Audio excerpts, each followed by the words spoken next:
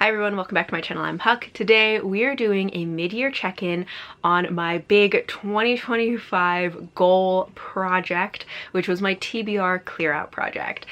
I've been talking about this throughout the year so far, but if you're not familiar with it, this is a project that I do every once in a while where I take the books that have been on my physical TBR the longest and I just make it a point to try and get those books off my TBR one way or another throughout the year. I can read them, I can DNF them, I can unhaul them.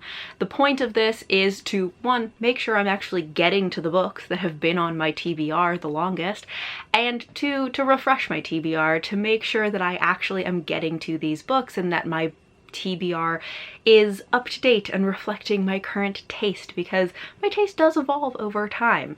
So I try to make a point every once in a while to clear out the oldest books on my physical TBR. This year I started with the 10 oldest books. One of them was from 2020 and then the other 9 were from 2021. And I am happy to report and surprised that I got through all 10 books in the first half of the year. This was a project that I was planning to work on the whole year and just sprinkle it in throughout, but I really zoomed through all of the books on this TBR in the first 6 months. Granted, a lot of them were DNFs. I only finished reading 3 of the 10 books. So it's not like I fully read 10 books from this TBR, but even so, that's fine. Mission accomplished still, because the goal was to just make a decision about all of these books and get them off of my TBR, and I did that. And yeah, a lot of them were DNFs, but that's okay. And a little bit to be expected. I kind of knew going in that that might be the case, considering that these are the books that I have kind of been putting off and avoiding reading for a few years now. So I may have lost interest, or they might just not align with my taste anymore, or like, you know, etc, etc. So I knew that might happen. But I thought I would just briefly go through, do a little wrap up of all of these books. I'm not going to go into like real depth of my thoughts on the books either that I finished or the books that I DNF'd, because I've talked about them in more detail in my monthly wrap-ups, but I will link those monthly wrap-ups in the description below if you want more details. First up, we will start with the 2 books that were unhauls. So these are books, I didn't even try reading them. I just decided, you know what? I am never going to get to these books. I don't think I'm gonna like them. We're just letting them go. The first was Rhapsody by Elizabeth Hayden.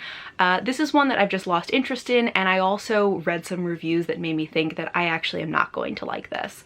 Similarly, The One Kingdom by Sean Russell. I saw some reviews that made me think I wasn't really gonna like this, mainly that people said although the writing in this is fantastic, the characterization is not very strong, and I do love writing and like that can really carry a book for me, but also characters are such, like, they're so important to me. I have to at least be interested in the characters, and if the characterization isn't strong, I don't think it's gonna be a win for me. Next are the books that I DNF'd. So these ones, I did actually try to read them, and most of them I got a decent way into them, but ultimately decided to not finish them. So first is Empire's Ghost by Isabel Steiger. This one I just felt like really could not get me hooked on the characters, and I think that it really is the type of story that you need to love this band of characters in order to care about what's going on. Pillars of the Earth by Ken Follett.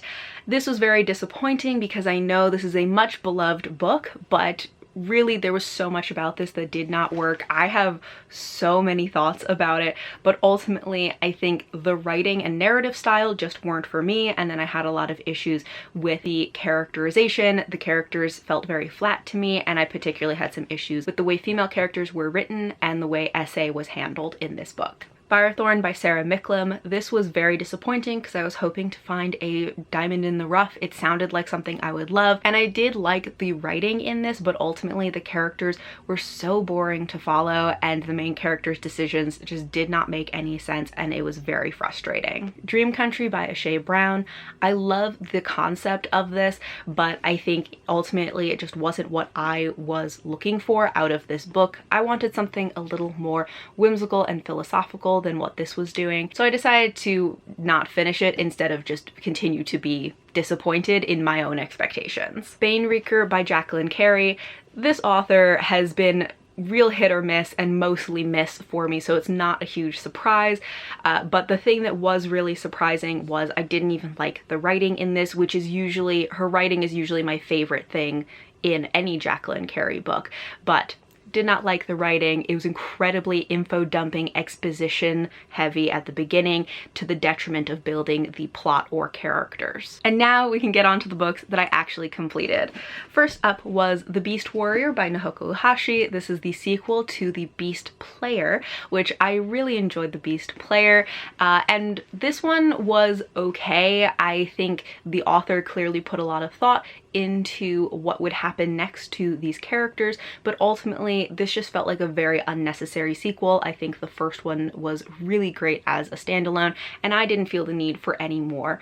Also, as we learn more and more about this world, there are aspects of it that become more and more unbelievable to me. The Lines of AL-RASSAN by Guy Gavriel Kay. This is just the dust jacket because I have lent this to somebody. This is an author that I always so badly want to love. I feel like I should love his books, and yet something about them just doesn't land for me. This is truly a case of, I think this is a good book, but it is not a book for me, and that's okay. But that does mean that I can still recommend it to people that I think it might be for them, which is why I lent this to my brother, who is currently reading it and really enjoying it. And the last book that I completed was FIREBORNE by Rosario Munda. This is another book that I think is a good book, but maybe just not a book for me.